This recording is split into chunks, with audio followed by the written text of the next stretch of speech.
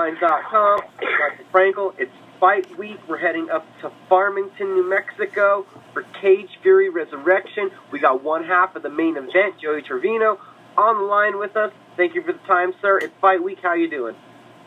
Good. How are you? I'm doing great. I'm looking forward. Last weekend was a great weekend of fights down here in Albuquerque. Looking forward to hitting the road, getting out there and seeing what you amateurs got to bring. For you, what's the main event mean? The main event actually means quite a bit to me. Not only because I'm the last fight, but this has the opportunity to be my last fight as an amateur. So winning is pretty much everything to me on this one. It's been an extensive amateur run for you. Talk about that just a little bit. It's been 5 years, maybe more. You've been fighting as an amateur. What's that been like for you? Well, I mean, there's been struggle. I've gotten injured once. I mean, I have a family life, so I mean, working and family life continues, as planned as normal. But my wife mainly, she supports me as far as me fighting. I mean, now she's fighting too, so we both are working now. Before it was just her working so I could fight. But yeah, and like I said, now we're both fighting, so it's one of those things that our whole family is kind of involved in the whole MMA scene. My son actually, he's a white belt with 2 stripes in jiu-jitsu. He's actually going to a grapple fest here October 10th. So I mean, our whole family's into MMA as far as MMA goes. So this fight means everything to me, man. It means everything. My whole family's going to be there, from my son to my grandparents. So I gotta put on a good show for this one. So, how did you get into MMA? How did you find the sport? Well, I used to be 215 pounds. I'm 5'5", and I was 215 pounds. And my trainer actually, he had seen me one time and just kind of told me to stop by the gym if I wanted to lose some weight and kind of get back in shape. And I went and stopped by, and I was there for a year straight, just trying to lose weight. I wasn't in there for any actual altercations or, going to be in the cage or anything like that. I was just in there for losing some weight. And King of the Cage came along and asked me if there was any way that I could drop down to 135 and fight a guy. It was a 2-week notice, but I took him up on the offer, and the guy never showed up at all. So I basically got a bye on the fight. I didn't have to fight him, and then 6 months later, KOCC came again and asked me if I wanted to give it another shot. I said, yeah. The guy never showed again. That guy was out of Texas. He never showed up again. So, long story short, they ended up giving me an offer to go down to Albuquerque and fight a guy named Mitch O'Connell for my amateur debut at the Buffalo Thunder Casino. I went and fought him. I lost, but by 1 point. The scoreboard was 29-29, 29-29, 29-28. So I literally lost by 1 point. So from that first experience, finally getting to go in there, going 100%, was that it? You were hooked? Yeah. After I actually finally got to fight Mitch O'Connell, I was stuck, man. Yeah, I lost, but it only made me more devoted towards the sport, not only to improve, but to prove that I was better than what they saw that night.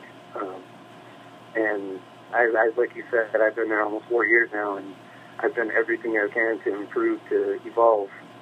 So, I mean, like I said, this fight right now means everything to me as far as progressing and moving on. So now, did you have any athletic background when you stepped into that gym? Had you done anything previously?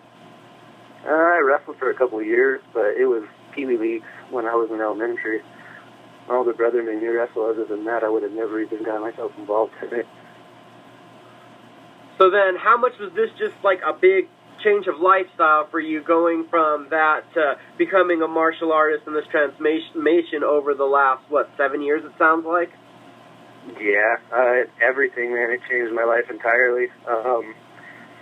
Like I said, I was one person before I started doing this whole thing, and my wife and my son have definitely helped me dedicate myself and change. So the person I am today is because of my family and MMA.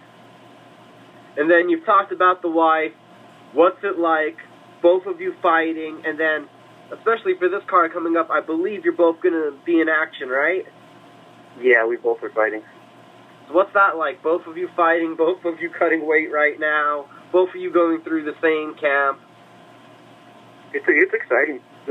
It's a little nerve-wracking just because, you know, we both have our moments where, you know, when I'm hangry, as we call it, hungry and angry, she's fine, and then when it's the reverse, when she's angry, most of the time I'm okay. So we do pretty good. I mean, as far as the weight cut itself, she doesn't have much to lose at all, so she's pretty much fine. I'm the one that normally cuts at least 8 to 10 pounds. So cutting 8 to 10 pounds, is that like, do you change up the diet through the camp, or is that just one tough week this week? No, I changed up the diet completely.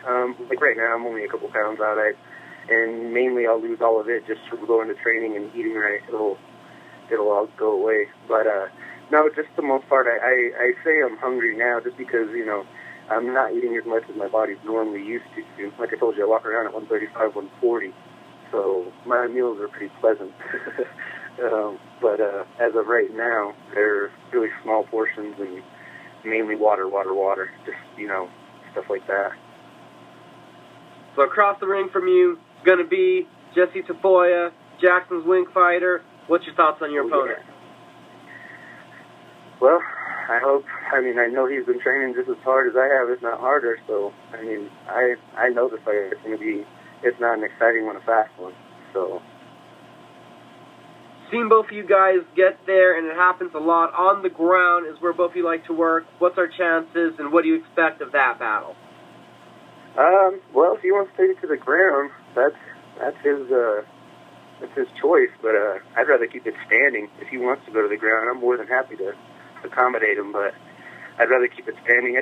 I haven't got to actually utilize or even display any of my stand-up. Most of the time, I start hitting them and they try to take me down right away, and then they get submitted.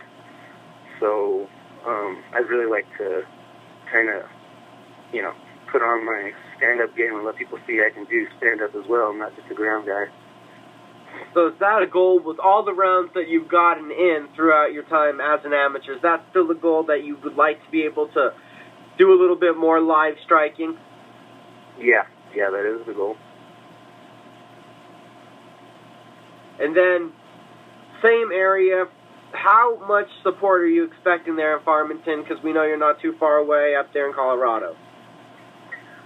We've sold almost every ticket that we have, other than a few of the general admissions. So what has that done for you to know that there's that kind of following, that kind of fandom for yourself, for you and your wife? It's going to be hard to lose, man. He's gonna literally have to put me out in order to finish me. It's not going to be an easy night for him. So have you gotten into the visualizing your fight?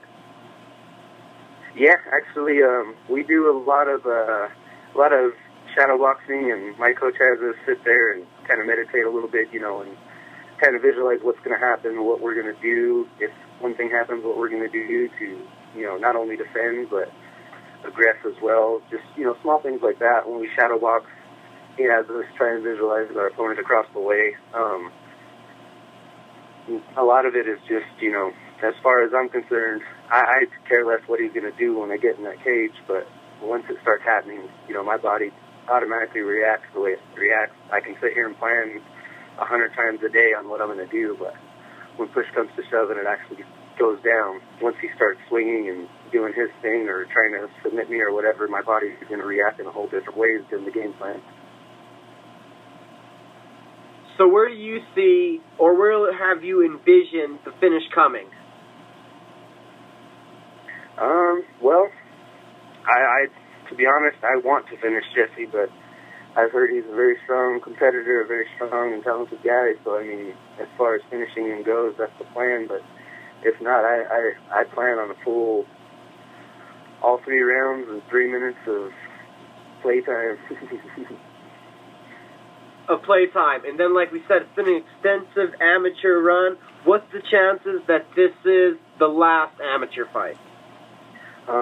Almost a guarantee. I've been thinking about going down in Montana and fighting for another guy for the amateur title, but my wife's been talking to me about it, and we both were kind of in the air about just going pro, me going pro rather than me going down there and fighting for one more amateur fight. So.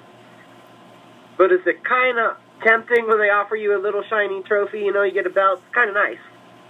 Yeah, it's tempting. It really is. It's tempting, but this far in the game, you know, it's one of those things that it's not really irrelevant, but it is. I'd rather step up and see what the big boys are about rather than, you know, stay where I'm at and keep going on. I'm looking forward to the fight. I'm excited to head out there. I wanted to give you a minute to shout out, to thank everyone, whoever's been helping you, whatever you need to do. Yeah, definitely. Wanted to thank everybody at Impulse MMA, first of all. You know, everybody there for helping me get ready and whooping my butt into shape and everything like that. My sponsor, Soul Assassin Tattoos, El Burro Poncho, Mexican restaurant. Just basically everybody that helped me, man. Con Clark, you're a big up to you, man. I appreciate you. Not only are you my master and sensei, but you taught me everything I needed to know and got me this far. Thank you for the time, sir. We'll see you this weekend. All right, buddy. Thank you. We'll see you.